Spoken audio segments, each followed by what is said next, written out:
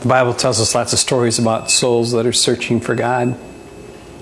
In fact, oftentimes in the Psalms it talks about how the soul desires for God, like a dry land for rain. Or in Psalm 42:1, as the deer pants for water, so my soul longs for you, O God. It's just that we find out is that our souls never find rest until it rests in God. In fact, my mind can always be chasing after any idols that I want, or my will can be enslaved by habits that I have, and or my body may be consumed by its own appetites. But in all these things, what we find is the soul that rests in God finds a peace and a presence and an ease that has no other source. And honestly, the narrative of the Bible is really about God pursuing us. The story in the 17th century is about Nicholas Herman. He was a household servant. And the story goes that at one point in his life, he had a conversion experience.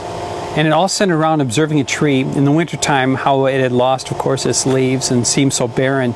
And yet he knew that the tree could trust God to provide foliage and new life by spring. The seasons of life just inspired him. And because of that, he committed himself, and all he does is just be in the presence of God. And so he joined a monastic community where he was a dishwasher, and he honored God by washing dishes so well, and he just lived in the presence of God in what he was doing.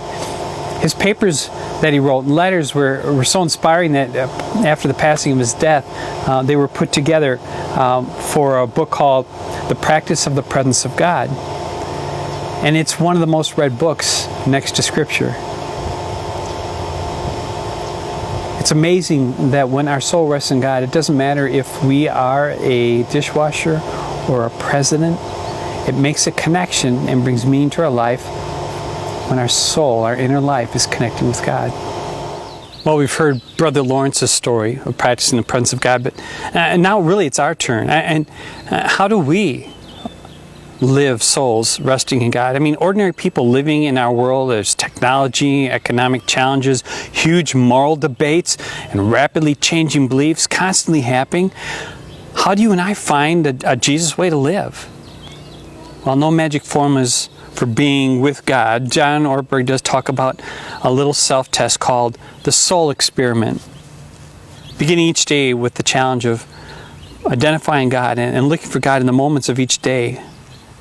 How we're consciously aware of how we interact with people in ways that honor God and draw God into the relationship, or to our work, or to our activities.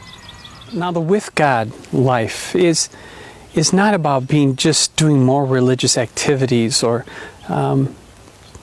more devotions or trying to be good.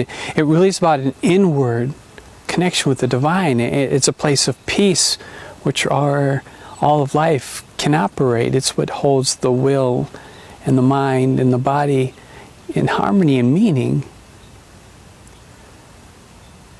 The Scriptures tell us that we have to see everything as being sacred and valued. Every person, Paul said, that we no longer look at people as the world does. We look at them of all sacred worth. That includes you. So how do we move forward as we rest our soul in God? That brings meaning, peace, and guidance for a soul that rests in God.